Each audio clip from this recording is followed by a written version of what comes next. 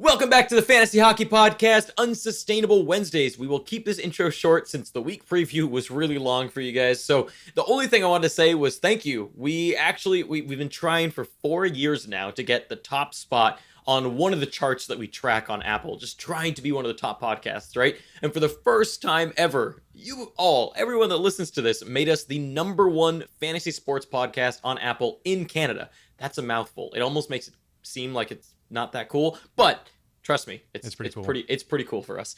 So thank you. There's so much more stuff coming. We're so excited. We're so excited to give you guys everything we got. Okay, so let's start into this episode now, and I'll start first with my Unsustainably High. And this is a guy that I think we've mentioned a few times. We're not really buying, and that's Tanner Pearson on the Vancouver Canucks, left wing, 32% owned. I'm actually surprised he's at 32% already. That's really quick. Ridiculous on-ice shooting percentage over the last 5 games played of 23%. That's when a lot of this kind of hype and people started talking about him a lot really started, was over these last few games. Crazy 16% on-ice shooting when you look at the last 30 days. So it's still high. It's not as crazy as the last few days, but it's still really high, something that's unsustainable for him.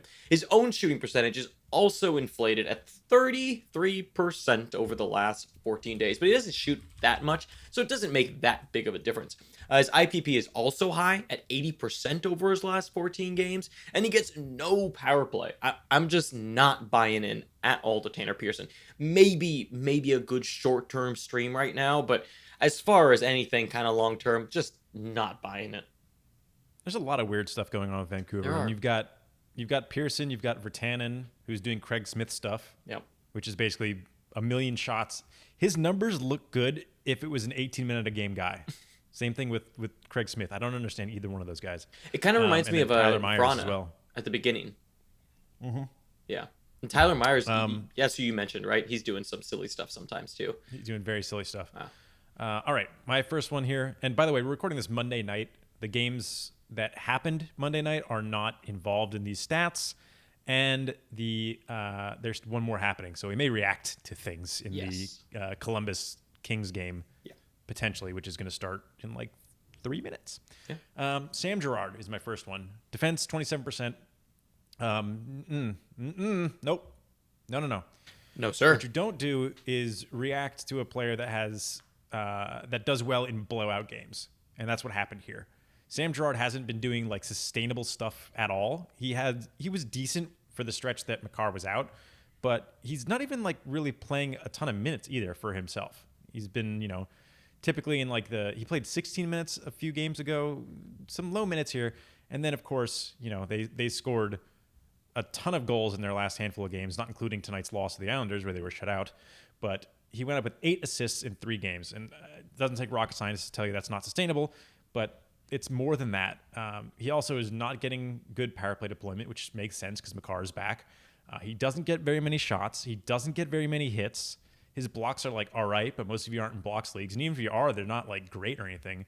I could see an argument to be made for a guy like Charlie McAvoy who gets like elite blocks and very good hits and then like kind of Sam Girard-ish for the rest of his stats. But Sam Girard is just Sam Girard. There's nothing else here if he doesn't get top power play. And he isn't. So I'm not buying into any of the rest of whatever's happening here. His IPP is 90% over those 3 games, which of course it is. He has to be getting in on a lot of these points for him to be getting that kind of those kind of numbers in that time frame. By the way, if you don't know what IPP is, it's individual points percentage. It basically means I'm going to be done. I'm just going to like make a fantasy hockey 101 on this at some point. But it's basically the percent of goals that go in while you're on the ice that you're a part of, whether it's a goal or an assist. For a defenseman, a good defenseman is going to be about 50%. Last year, Girard was at 31%. So, and actually, with him not being top power play and not getting a ton of deployment, I'd expect him to be at 35, 40%. 90% is just, that's not even feasible for the best in the league. Like McDavid, I think, is like 80. Actually, McDavid's like in the 70s this season, but he was 82 or something last season. So that gives you an idea of like what the best of the best looks like. Anyway, Girard, there's hot hands out for him. If you haven't seen it, I probably spoiled the crap out of it, but don't overreact when you see stuff like this happen. It's Noel Acciari all over again. Also, by the way, Noel Acciari is actually Achari. Achari. I did know that. I did know that. You were gone when I did the grammar school on that. Yeah, Achari. And a little I bit knew of that actually though, and I forgot a bit of a again. spoiler, Because but Achari actually features later in the episode for me. I bet he does. Well, yeah, but you can guess where he is though. It's not very surprising. Also on Sam Girard, the hot hands I think came out pretty good. We went pretty in depth into what exactly is going on with him. So if you are curious, be sure to check that out for a little bit more in depth look at what exactly is going on with Sam Girard and what we think long term there. My next person here is Dominik Kubalik, left wing, right wing, 5% owned on the Chicago Blackhawks. I feel like I'm just getting ahead of Kubalik. I don't think he's being picked up a lot right now, but I could very much see this being a scenario where in a few days or in a week or whatever, Dominik Kubalik is going to be very added. So I want to get ahead of that and mention a few things. So one, his shooting percentage is at 21% over the last 30 days. Not sustainable. Not going to happen. His on-ice shooting percentage is ridiculous over the last 30 days, as is his IPP for the type of player that he is. And he's also got no power play. He's not worth it. I don't even know if he's worth it really as a streamer, to be honest. He's so hit or miss that, man, it's really tough to recommend him. And I know some podcasts out there have been recommending him a lot. And I agree. Look, some things look really good and he passes the eye test. But when you look at the numbers, it's just, this is not going to continue, folks. Yeah, I feel like I just want to make this bucket of players that includes all these guys that, I wish I could see more ice time for that player. And Kubalik's in there. Craig Smith's in there. Vertanen's in there. Duclair used to be in there. Kasha. Bjorkstrand used to be in there. Kasha's in there. Vrana's in there. Like, there's all these players that, man, in the amount of time they get on ice, they look good. But you can't. If I were to say the number one most important thing for sustainability is ice time. If you don't get high ice time, you're not. Just forget it. From a fantasy perspective, there's nothing you can do with it. Yeah, it's the one biggest lever. Ice time. Yeah, that and power play time are the two biggest levers you can have to actually increase your production. Yeah, if you see somebody go, like we saw with Vrana, go from 13 minutes a game to 18 minutes a game for that period of time that he did, good things happen. It's unsurprisingly, right? Well, what it's like, though, it's like as though you're putting Vrana in the chum bucket, and then he gets to go over at the Krusty Krab. That is a huge difference, right, in quality. So that's pretty much how it works. It's a good analogy, I think. I broke Brandon. Yep, I broke him. Okay, Patrick Hornquist, shut up. Right wing 54% is the next unsustainably high guy. I don't understand. I honestly don't understand what's going on with the shot totals lately. He's usually a pretty decent shooter. He's like on the cusp of what I'd call a volume shooter. I feel like I call a guy a volume shooter if they get over 3 shots a game for the season. Hornquist is like right there, like on the nose. I think he's on a 249 shot pace on the season, which is 3 shots basically per game, and an extra one just for fun. So but right now he's on a 500 shot pace or 400 shot pace over the last month, the last 5 games, that's all he's played. That is not going to keep up. He's not seeing the increased ice time you'd see to kind of reflect that. He's still getting that 15 to 16 minutes we always see from Hornquist. So I'm not buying into that. And not only that, I don't think his power play 1 exposure is secure with Rust's play and McCann's play. I think less so McCann, but actually with Gensel it probably is pretty secure. But if anybody's going to bump him, it'll be Rust. But the fact of the matter is, Hornquist, despite being power play 1, he's been power play 1. And last season he got 12 power play points in about 70 games. It's not.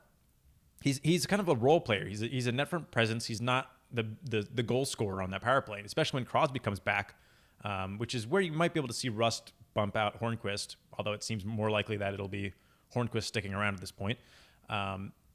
He's not going to be the guy taking the shots, and he's not going to be the guy making the passes either. So he's one of the guys that despite being on power play 1, it's not that interesting. So might be fun for the time being. He's still good in hits leagues. I'm not saying he's like worthless, but I'm not. There's a lot of hype around him right now, and I think it's a little bit overblown. Get this player card out of my face. I have things to say because I disagree with you entirely. I actually had Patrick Hornquist on Sustainably High for today's episode. I like what he's doing. His shooting percentage is right in line. Sure, the shots are crazy, right? So take into account the shots are what I don't buy. Exactly, but if the shots come, right now, since coming back, he's on a point per game pace, right? So he's been unreal since coming back, and his shots are ridiculous. So in my opinion, Patrick Hornquist is a 60, 70 point guy with good power play exposure, with good hits, with good shots. Let me stop you for a second. What do you think Alex Ovechkin's shot per 60 count is on the season? He's the highest shooter in the season in the league right now. Shots per 60, I'm what do you think it is? I'm going to guess like 13. 13 and a half. There you go. What do you think Hornquist is? I think it's over the last, since he came back? Yeah. It's probably like 18 or 20. 20. Yeah. It's 20. Dude, what is it on the season? What is it on the season? On the season, it's 11 and a half. Okay. So let's assume... But that's normal for him. He doesn't get a ton of ice time. Okay, but let's assume then that he gets that 250 shot pace that he's on across the whole season, right? That chops that literally chops what he's doing right now in half from a shot perspective. Yeah, but that's fine. I mean, last year he shot almost exactly the same amount, right? As he's on pace for. Yeah, on the season. Yeah. But not on what he's been doing lately. He's only on a 52-point pace on the season. Yeah. That's what I'm saying. I think I could absolutely see him be 60, 70 point rest of season pace. I don't think so. I think he's a 55-60 guy. I mean, the only reason I don't see that is because his IPP is still fine. Like, it's a little high, but it's fine. It's 70%, which is higher than Hornquist has been in years. I can definitely see it coming down from 82 to 60. That seems more than reasonable. So the thing that I'm worried about, hopefully I don't stay on him too long, but the thing that I'm worried about is like I mentioned, he's not a power play guy, despite being on power play 1. So that means he's going to get all these points at even strength, which makes it even harder. And most of his shots are coming from even strength as well, which makes it even harder. So it's all these things bundling together make it more and more difficult for him to be able to keep this up. Plus the fact that, I mean, the good news for him, and this is something that's a big change, he's seeing a lot more offensive zone starts, which is great, but I don't know if that's going to keep up. He's going to have to stay on one of those good wings for the rest of the season, which with Gensel out, admittedly, easier, but not set in stone. He's been a third-line guy for a long time with that top power play exposure. If they do that to him again, he's totally screwed, and we'll see him back where we saw him early in the season at like a 45, 50-point pace. If he stays top 6, I like him 55, 60. Yeah, I mean, I'd agree with that. I think that 60 to 70 is realistic. And the reason I put him on Sustainably High more than anything was that a guy like Patrick Hornquist is not someone you're going to go out and trade, right? It's someone that you either own or that you can pick up off the wire.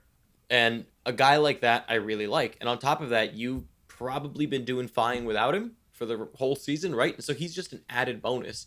And 60 70 is hard to replace if that actually happens. But I do agree that things need to go pretty right for him, especially from a power play perspective, for that to actually happen. But I feel good about that actually being possible. I mean, if you look at last year, he was on a 14 power play point pace, right? Ugh. And then it's something. It's not terrible. It's terrible. It's not that's among the worst for how good Pittsburgh is. That's very bad for him to be on power play 1 the whole time. Okay, I'll admit it isn't that fantastic. He is now this season. Kessel had 41 or something like that. Yeah, this season he's on a 7 power play point pace. That's amazing. I think that's the other thing though, that he's already not benefiting from the power play, right? Over these last... Sam Girard is on a higher power play point pace.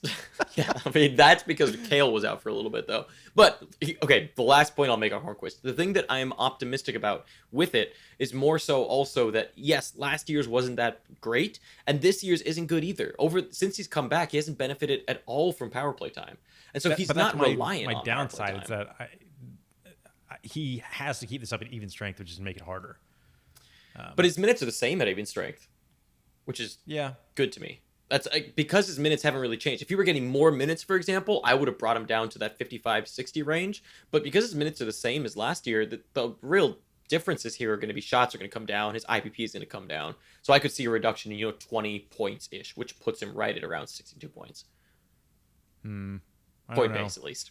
I don't know. The funny thing is, he's at this weird backwards area where since he came back, there hasn't been a ton of Pittsburgh power plays. Yep. So if there's more Pittsburgh power plays, it's actually bad news for Patrick Hornquist, which is insane. It's weird. At least for the current deployment. Yeah.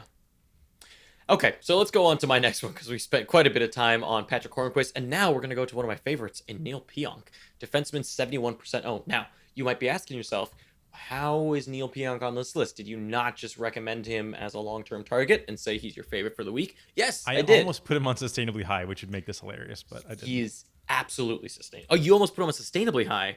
Sir, you are out of your mind. out of your mind. I love him, but some insane things are happening. His on-ice shooting percentage is 14% over the last 30 days, 21% if you look at just the last 7 days, right? When he's increased in ownership a lot over the last 2 weeks or so. His power play percentage is awesome, 86% over the last 14 days. Love it. There's one thing that is starting to worry me a little bit about Neil Pionk that was not the case last year. Over the last 30 days, he has a ridiculously high 70% secondary assist rate. 70. If you look at his power play assists over the last 30 days, which are his bread and butter, and that's what everyone's picking him up for, 90% of them are secondary. That's not I'm kind of okay with that. It's not great, but I mean, that's not normal. So yeah, but that's not normal. I don't know. I'll admit, I don't really know what normal looks like for power play. While you're talking about him, and by that I mean while I stall, I'm going to look up John Carlson just for funsies. But okay, so Carlson, bad example. I'm going to look up somebody else. Look up Letang, for example, or look up anybody else, because 90% is not normal, sir. I'll it is the Makar. Nick Schmaltz of secondary assists. I know 90% assists. is not normal. So all I'm saying is, look. Oh, Makar's broken. Makar is a broken man. Here's the thing. When it comes to Neil Pionk, I would say 50. Well, not 50. Probably like 40% is fairly normal. But yeah, there you go. So 40 to 60%. Let's put it in there. He's at 90% on his secondary power play assists right now over the last 30 days. So what I would say is I think that at some point Neil Pionk will come down a little bit on this pace that he's currently on. And the thing is, I think that Neil Pionk has entered this really interesting realm for a trade perspective where people buy that he's real at what he's doing right now. Like, as I record this, as we release this, people buy what he's doing. And what he's doing right now is not sustainable, but people are buying it. And on top of that, you have the nice green part at the top of the Yahoo player card that says plus whatever in the last day or so, right? That helps for whatever reason. But if I were you, I would shop Pionk. I would command a high price. This is kind of like Victor Olofsson at the very beginning of the season, right? Where we were saying, yeah, shop around. Why not? You might as well see what's out there. And if you don't get the price that you're asking, then don't do it. But if you can get something really high for him, I think it'd be worth it. It's going to be hard to replace him. I'll admit that. It's going to be hard to replace him. High enough assets for him. I mean, let's say you have a lot of defensemen. There's a handful of things I like about Pionk. Like, regardless, I don't think he's going to keep this pace up. I don't think anybody thinks he's going to be point per game. No. But I could see him being a 55-point guy. That's basically what he's at for the season. If he you didn't could have power play one the whole season. This one's insane, right? But I'm just giving you an example of how high I'd aim, right? With low. I'm going to give you 2 examples here. Buy lows that maybe I think could actually get done in certain leagues. Neil Pionk for Johnny Gaudreau. Well, yeah, I'd do that. Neil Pionk for Tyler Seguin. Ow, I hit my hand on the table. Yeah, for sure. But I don't know that anybody would actually do that. But that's what I'm saying. Those are the type of players that I would target. It was the same thing with Victor Olofsson. I said the same thing at the beginning of the year. I was like, go take Victor Olofsson and target these very high-ranked players. And on top of that, you have a guy, Neil Pionk, who is a scarce position. I don't think you should shop. Again, I want to reiterate, because I know in the past I've gotten flamed for saying things like this, but I want to reiterate. I'm not saying to sell Pionk. I'm saying shop and just see and command a very high price. Those two things are very different. Well, the things, man, I love Pionk in multi-cat leagues. His shots are like whatever, but I do think he's a 55-point guy with pretty decent power play points, because that's Winnipeg's kind of bread and butter. And his hits are great. His blocks are serviceable. Yeah. He's got it all. Yeah. Multi-cat monster. Yeah. Ish, kind of. Getting there. He's a horse monster. Just continue. Never mind. My last one is Rope Hintz, center left wing, 31%, starting to get picked up again. People buying into this, 5 points over his last 4 games type stuff going on. There's a lot of things not to like about that. The biggest one is the fact that he's averaging less than 13 minutes a game over his last 4 games, 13 and a half over the last month. That's not enough to do anything with. We already mentioned how much time on ice is important. His shooting percentage over the last month is 18%. It's 25% over the last 14 days. And his on-ice shooting is high as well, at about 20%, which is, you'd expect Hintz to be at like 10, maybe even less. And coupling all that with the fact that he's getting below 50% power play deployment, like, there's nothing to be excited about here. He needs a substantial increase in ice time to get back to what we were seeing at the beginning of the season, which makes sense. We were only seeing it at the beginning of the season because he was getting a substantial increase in ice time, and he kind of got that look, that like top line look for a while. Without that, like the rest of this is smoke and mirrors for sure. Yeah, I agree with that. Also, Iafallo just scored. Remember we said we'd react a little bit in real time? There you go. I almost put Iafallo on Sustainably High. Was Toffoli on part of it? Toffoli was not on part of it. No! I have so many shares of him. I can't believe you picked up 7 shares of Toffoli. That's insane. That's a crazy man. He was just available everywhere. Yeah, because he's really have to hope that. No, because he's top right wing playing 20 minutes a game now. That's fair. But I got to make sure that Brown doesn't play, which he is playing. He's playing and he's not top right wing. That's perfect scenario for me. That's big for you. Okay, my next guy here is Evgeny Dadonov on the Florida Panthers, left wing, right wing, 77% owned. We all love us some daddy. Yes, we do. But 19% shooting over the last 15 games. Yeah, that's not going to continue. He is a pretty high percentage shooter normally, but more around the 13, 14%, not this 19%. He's also getting less minutes than usual. He's in the 15s right now, which is not great for him. And remember, as we just talked about earlier in the episode, minutes are a big factor in terms of sustainability for a player. He also has a 13% on-ice shooting, which is really high. And once he's been taken off of this top line, he's been shifted all around. And the fact that his on-ice shooting percentage is still high is a little suspect to me. If you're on the top line with Barkov and Huberdeau all the time, sure, but he hasn't been over this whole stretch, right? So therefore, 13% is way too high. But the positive thing there is he is getting really high offensive zone starts at 80%. You love to see that. But nonetheless, the other stuff is just not going to keep happening. Yeah, I agree. Yeah. Let's move into Unsustainably Low. Let's do that. Or do you have another one? No, I'm ready. Let's go. All right. Let's do that. Because I think we're like 20 minutes in already. This is going to be the longest Unsustainable episode ever. We should just call it the Unsustainable Hornquist episode. Jesus. The Unsustainable episode, because we're not going this long ever again. Okay. So my first one is a Detroit Red Wing in Tyler Bertuzzi. Left wing, right wing, 48%. Now, Bertuzzi's always been kind of like... He's not the most interesting player for a lot of leagues, but he's a points first guy somehow this season. Doesn't get a lot of shots, but does a little bit with the hits department and a little bit with the PIM department, although he's actually low on that this season too. But what's happening so far this season, or rather this last month, he's at a 40% IPP, which is too low. His on-ice shooting is pretty much in line, maybe like a touch high, but not enough for it to be substantial. He's still getting a ton of ice time at 20 minutes a game, which is a massive increase to last season, and we're seeing that being reflected in his stats. And that's part of the reason why he's going from a 53-point pace last season to in the 60s this season. He's at a 59-point pace right now, but I think he should be a bit higher than that. He's being a little bit stymied by the things we're talking about here, especially with that top power play deployment where he is getting some good looks. He's been playing almost 4 minutes a game over the last week on that top power play with nothing to show for it. So I think that's going to turn around a bit. I know that there's not a lot sexy about Detroit, let's be honest. But Bertuzzi, he's more of a points only league guy for the most part. He's got some value in Cats leagues, but especially if you count hits. But I do think that he's worth more than what we're seeing right now. And I think he's a little bit kind of unlucky over especially the last 2 weeks. But you can kind of roll that into the last month as well. Yeah, I agree. Although I will say that there are two things that are very sexy about Detroit, and that is Jimmy Howard and Jonathan Bernier's pads. Whew! Those are some nice flat-faced CCM E-Flex 4s. I wish I could get me a pair of those. But you can't, because they don't make them for the normal consumers such as me.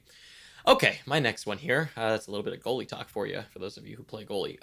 My next one is Gabriel Landeskog, center left wing, 95% owned. Shooting percentage is right in line. He is insanely unlucky when it comes to IPP right now. Just get this, okay? Over the last 30 days, his on-ice shooting percentage is 13%, which is fine for him given the team he plays on.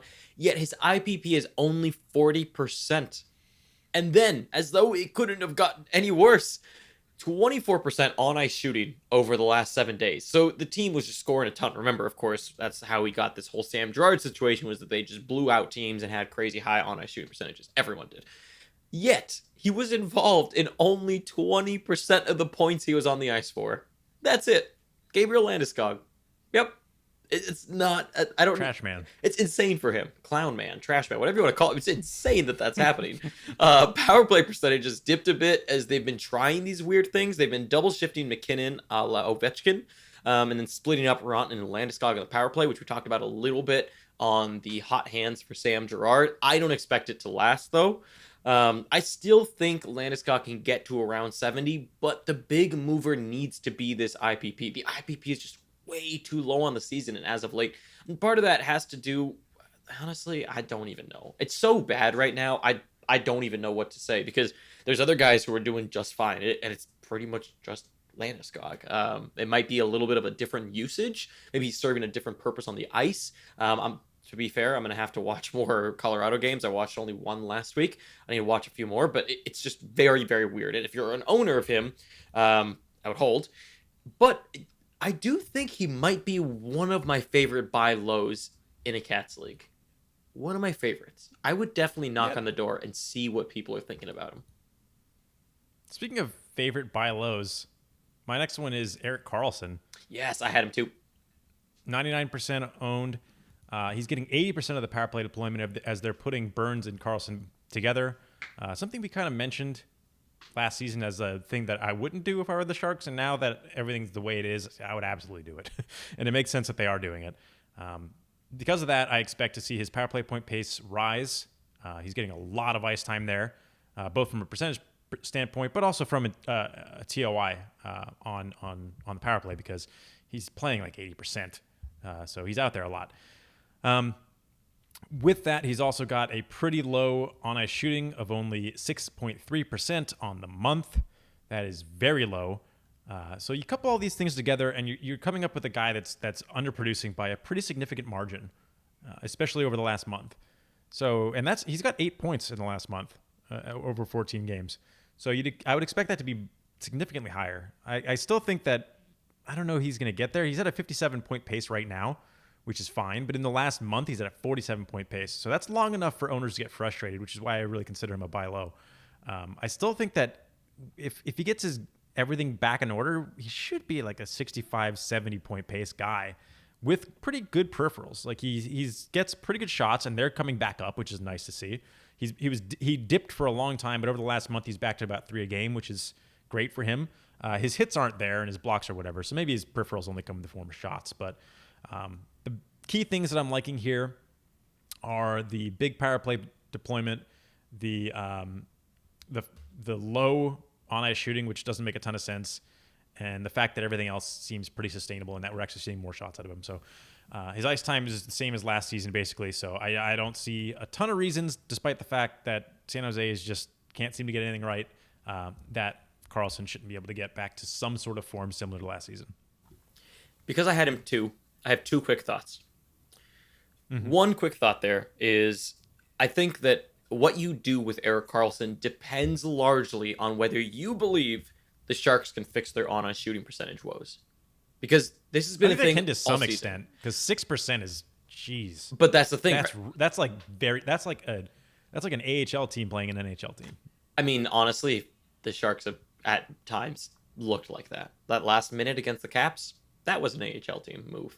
Absolutely an AHL team move. But even if, okay, so let's say, I don't think necessarily rebound completely. It's to what extent do you think they will rebound? I don't think it's out of the question that they're 8% on ice shooters, which would screw. That's what's killing him right now. It's just straight on ice shooting. The fact that it's a 6.4% over the last 30 days is insane. And so to me, like you were saying, I like everything else. And then on top of that, the second point I was going to make here was that he's kind of like Yossi last year, though, where on a power play, getting a lot of time, but the power play sucks. I mean, like we talked about in the holiday special, they are the worst power play in the league, or one of the worst power plays in the league. And so, yeah, cool, you're getting a ton of power play time, but it's a completely shite power play. And so I can't look at the power play to fix Erik Karlsson. And now the on-ice shooting percentage isn't working either. People aren't scoring goals. Like, Where is this massive increase of points going to come from? I don't know. I believe you. I agree with you, rather, that I think he can get better. But I would also say that if you're in the camp of the Sharks just suck, I don't buy into them at all. If you're in that camp, then to you, Erik Karlsson is probably a 50 to 55 point guy, right? I'd say. Oh, he's higher than that. I think no matter what, he's a 55, 60 minimum. He's already on a 57-point pace, even with how bad they've been. Yeah, but over the last, I think, 14 days, if I remember correctly, sorry, I don't have the tool up right here in front of me, but over the last, it's like 40, right? 45. Okay, so that could come, so that overall season pace could come down if he starts performing worse over these next few weeks. I don't know. I can't imagine him being that bad. He's just too good. I'm both high and low on Karlsson. It's weird. Very helpful. I know, I'm so helpful, but at least I tried to paint a little picture there. Now, my next person here, Philip Forsberg, left wing, 93%. So there's two separate things here. And of course, there is now the new information that Peter Laviolette was fired. So I will start off by saying that I think that Philip Forsberg will be the biggest benefactor from the coaching change. I think that he's the one who's going to benefit the most. His minutes have dipped a lot for whatever reason. His power play percentage has dipped a lot for whatever reason. He has a really low shooting percentage over the last 14 days, but it's fine over the last 30 days. And his IPP is crazy low over the last 14, but fine over the last 30. So it's this weird thing where he seemed to have been doing really, really well, and then just completely cooled off, and Vigneault killed all. He used to do this with the Rangers too. You'd have this player who was playing really well, was actually unsustainable. They have a few bad games, and you punish them so hard, you banish them into the Shadow Realm, and like they are completely non-existent. And that's just kind of, I'm sorry, that is Laviolette. That's what AV used to do, though. Apologies. That's what AV used to do, though, on the Rangers, and it reminds me a lot of that. And the thing with the Rangers was that back then they weren't even relevant for fantasy when Vigneault was there, and yet it just reminds me a lot of that. And so to me, Philip Forsberg is someone who will absolutely turn it around. And an interesting buy low guy. I don't think I'd buy low in a points-only league or a points league, or if you're a team towards the bottom, because there is a lot of risk involved. But I don't hate the idea of knocking on the door and seeing what the asking price is. Yeah. My last one is actually also a Nashville Predator. Ooh. In Calle Jarnkrok. Yep. Kind of a similar story. The thing is, I've really wanted to see Jarnkrok kind of break out a little bit. He's got that increased ice time this season, which is still even more so lately. He's playing nearly 19 minutes a game. As a result, his shots are up pretty significantly, 70% on the season. It's really this last 2 weeks or so that he's been totally cold. His on-ice shooting percentage is 8%, well, 8.4% over the last 30 days, 3% over the last 2 weeks, and 0 over the last 3 games. So that's not great, but that should all be coming back up. His IPP on the season at 75%, it's a little high, but I do like to see that he's getting some power play time. Now, the thing with, I marked him down before Laviolette was fired. I decided to leave him on because I'm just going to assume that he follows a similar role to what he was being deployed at under Laviolette. He's very volatile right now, though. If he winds up staying in that role, especially if he gets more power play ice time, I could see him becoming an addable guy on a lot of teams. 54-point pace with kind of mediocre peripherals is not really anybody that needs to be held on to long term. But if he can get that increased power play ice time, especially if that ice time actually turns into something, which Nashville struggled for so long on the power play, then we might actually be able to see Jarnkrok have, a career year for him is not saying a lot, but a career year that actually makes him fantasy relevant, which is what I'm hoping for. 17% owned, he's pretty available, so hopefully we get to see something out of him for the rest of the season. Yeah, you love Calle Jarnkrok. I feel like you've been telling people about Calle Jarnkrok. I honestly don't. I don't really know why, but I do. I don't either. I don't get it. But I support you in it. That's what a good podcast co-host does. Is they support. I think it's because we know how to pronounce his name. And I remember the first time we did it like years ago. We were like, "What is this name?" It was so bad. We came up with a lot of good ones though. Calle Jarnkrok. Calle Jarnkroks. Yeah, we used Calle Jarnkrok. In the past, we used to, when we didn't know how to say a name, we don't have as many now because we've been doing this a few years now. But in the past, when we didn't know how to say a name, we would just guess and give off the worst takes. And we definitely we're gonna get bad feedback for you saying that because we are wrong all the time still. I mean, yeah, we're not people like we Fran are not Sosa as wrong as make we this used job to be. easy. We used to be way more like we used to have at least like 2 every episode, and now it's not as bad. But there's a lot of rookies coming up soon that I took a look at their names. Have no idea how they're going to be pronounced, so that should be fun. Moving on to Sustainably High, which is the opposite of our pronunciation of player names. I only had 2, and we already talked about Patrick Hornquist, so I've only got 1 here. And I don't think you're going to like it, so it's a good start to Sustainably High, I think. And that's Ryan Suter, defenseman, 58% owned. I've talked about him quite a bit before. So if you remember back, you shush. If you remember back when I talked about Ryan Suter, I had said how if things go absolutely right, if things go absolutely right for him, he can be a really good player and be sniffing 60, 70 pace. Well, guess what? All the things are going right for him right now. Part of that, and a large part of that, is that Minnesota is being wildly unsustainable at the moment. But his on-ice shooting percentage, while a touch high, isn't actually as crazy as I expected. I expected it to be far higher given the points he's been putting up recently. On top of that, he has an increased IPP, but I'm not against that. If you look at the team that Minnesota has, I would argue that Ryan Suter is one of the best players on the team. And so the fact that he's factoring into more points, I think is completely reasonable. And his IPP isn't so high that I think it's absolutely insane. He has good power play time on ice, and his overall minutes are also up. He's actually on pace for 23 power play points. Was on pace for, I think, 16 last year. And he's an incredible, to me, points or points only option. And one that you could potentially try to target and see what someone might sell, because people are really low on Ryan Suter still. And that's why he's 58% owned, because he's not really worth it in Cats leagues, although he's been shooting a lot more recently. Yeah, I like Ryan Suter a lot in those specific settings. I think we're going to see him cool down pretty hard. I don't know about 60-70. I think you're a madman for even suggesting that. To be fair, I said you like Suter more than Carlson, like a crazy person. Yeah, I said if things go right, and so far things have gone right.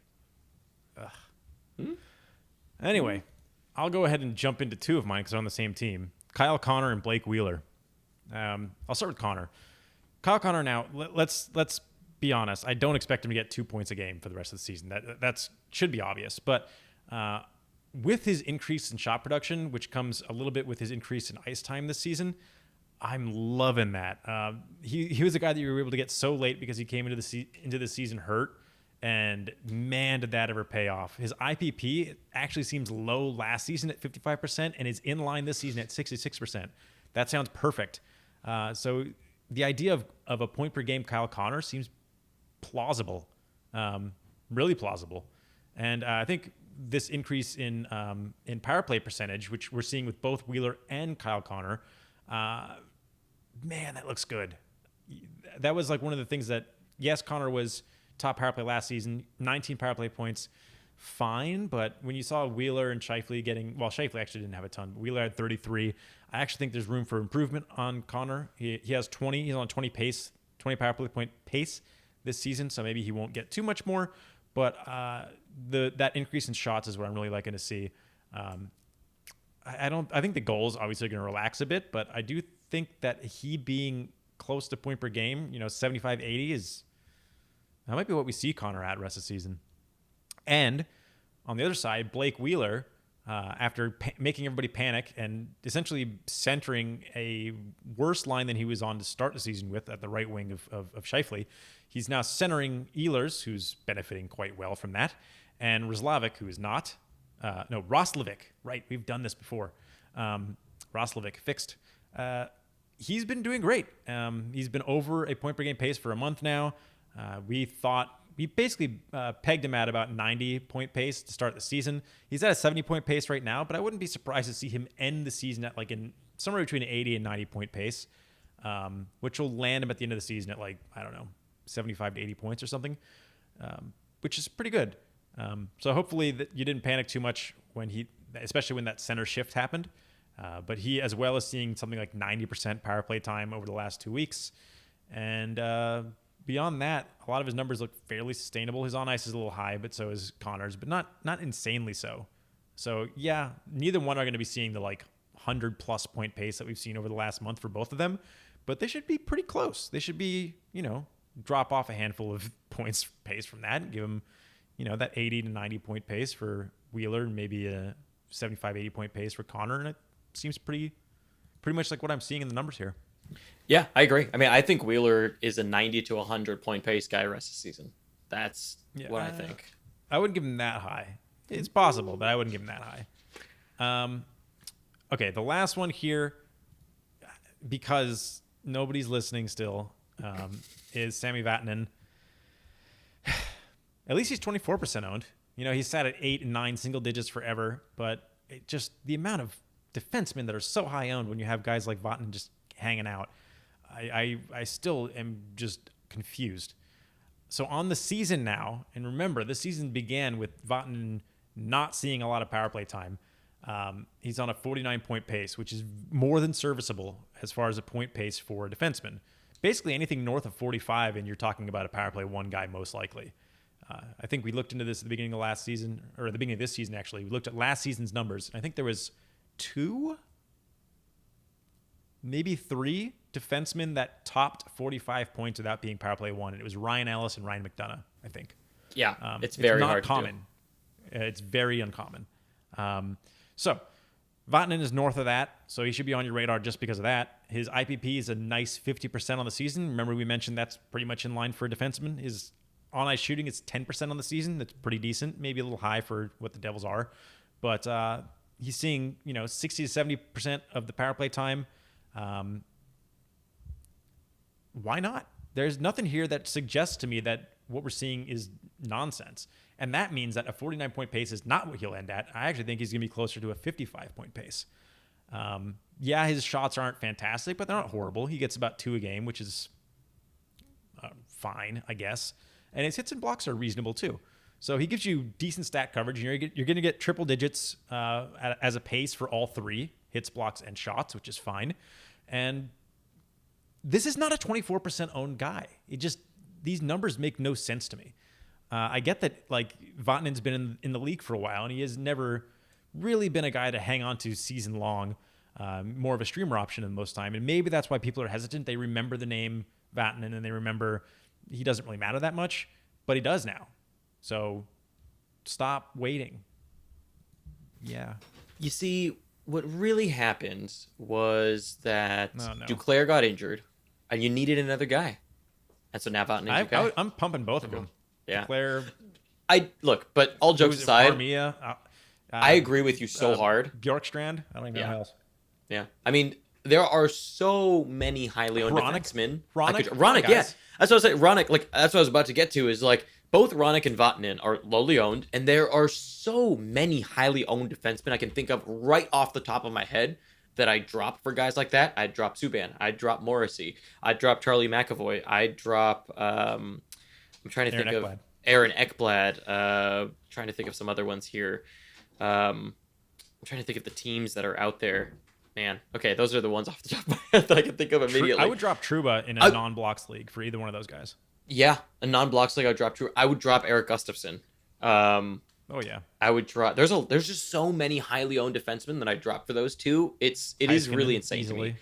Yeah, Klingberg is an iffy one at this point. It's because he gives you such bad coverage. If you're in a Cats league and you can replace most of his points but increase your Cats, it might be worth it. Depending on how deep your league is. It is crazy. I can't believe they're still so lowly owned while you see other guys just shoot up as soon as they do absolutely anything. It is really, people seem to hold defensemen to a different standard than forwards. Defensemen can go off and they stay lowly owned. Forwards go off and they just shoot up the charts immediately. It's really weird. Yep.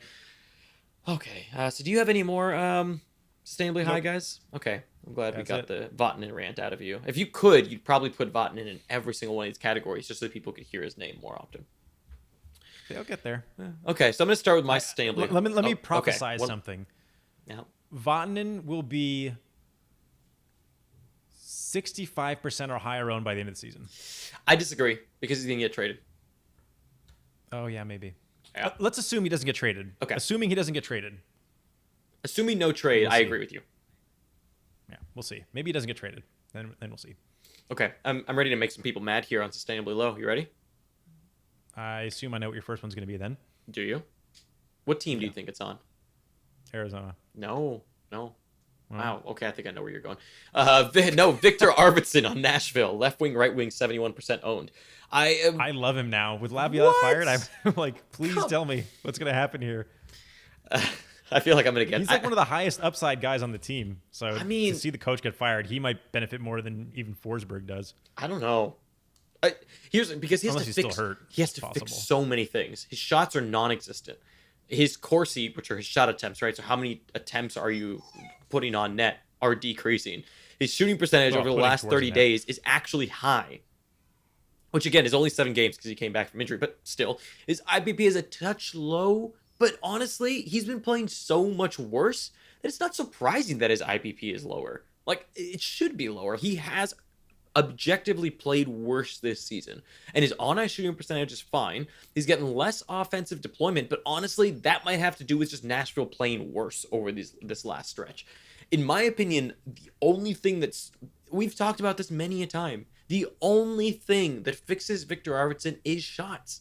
His on-ice shooting percentage is fine. His IPP is mostly fine. Assists are where they're at. This is Victor Arvidsson on assists. The issue is the goal side. And he needs to make up so many shots to be relevant right now. I don't think a coaching change is saving that, personally. Ice time will help. Ice time will help, but... We won't do everything, but... We'll also see what the system is. Because here's the thing with Nashville. I kind of find interesting with all these teams shifting to this more defensive style. Nashville has a team that you could play a defensive style if you wanted to. Oh, yeah. Not to scare anyone, or I'm just speculating a little bit that if they wanted to go this defensive route, which seems to be a trend... An defensive team. I wouldn't be that surprised to see it. Yeah, I wouldn't be surprised either, because it's a trend in the NHL. A lot of people are going that way. There's been Pete DeBoer thrown out there. Pete DeBoer, I think, would actually be kind of good for them. But nonetheless, I am low on Victor Arvidsson. I am personally very, very low. And one commenter in Discord actually had a good point with Victor Arvidsson, but this was a few weeks ago, where they were saying that their Corsi 4 attempts were actually really high. They were at that time higher than last year. The problem was none of them were getting on net. And so it was really weird that he was getting really good Corsi attempts, but none were going on net. And that part was unsustainable. And that I agreed with at the time. But since coming back, his Corsi attempts, his shot attempts have actually come down, and they've decreased by a lot. So now that percentage isn't as bad as it was. And now it's just kind of like, okay, you have bad shots and bad shot attempts. What are you doing? So yeah, I'm just low on Victor Arvidsson.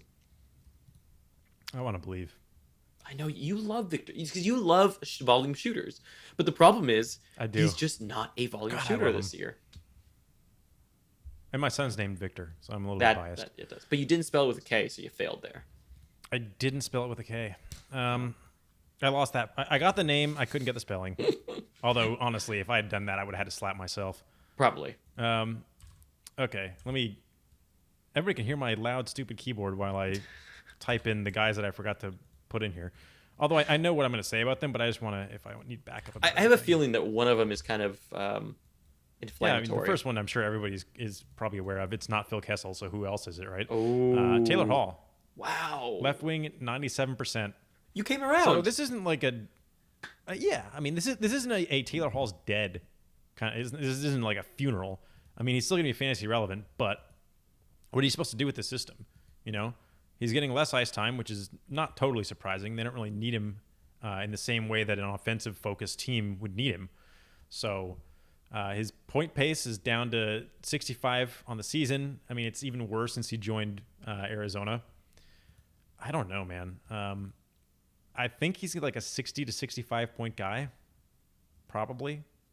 The fact that his shots are down since joining Arizona is not good. His IPP is 100%.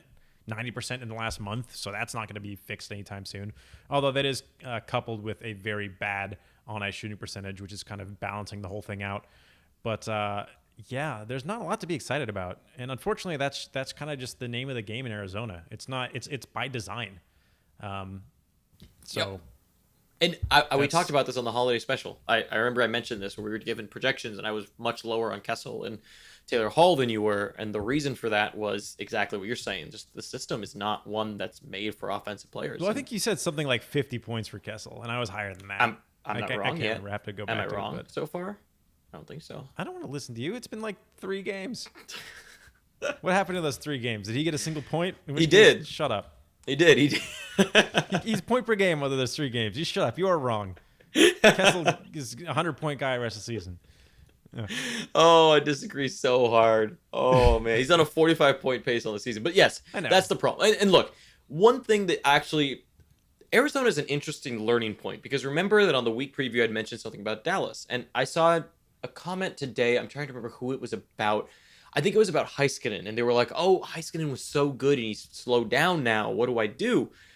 And that reminded me a lot of what I said in the week preview. That was, this is the new normal for Dallas. This is not like they are slumping. They are crushing it, but what they're doing to crush it sucks for fantasy. And it's very similar to Arizona. And so I think you can apply almost exactly what you're seeing to Taylor Hall, to guys like Tyler Seguin, to guys like John Klingberg, to guys like Miro Heiskanen. That same effect of, you're now not an offensive team, not one that caters to offensive talents, and instead you just shut the door, get the goals that you need, and play really well. This is kind of what it is. And I honestly, from a fantasy perspective, I hope this doesn't become the new normal in the NHL, because that would suck for fantasy. It would just make it a lot harder to try to get points.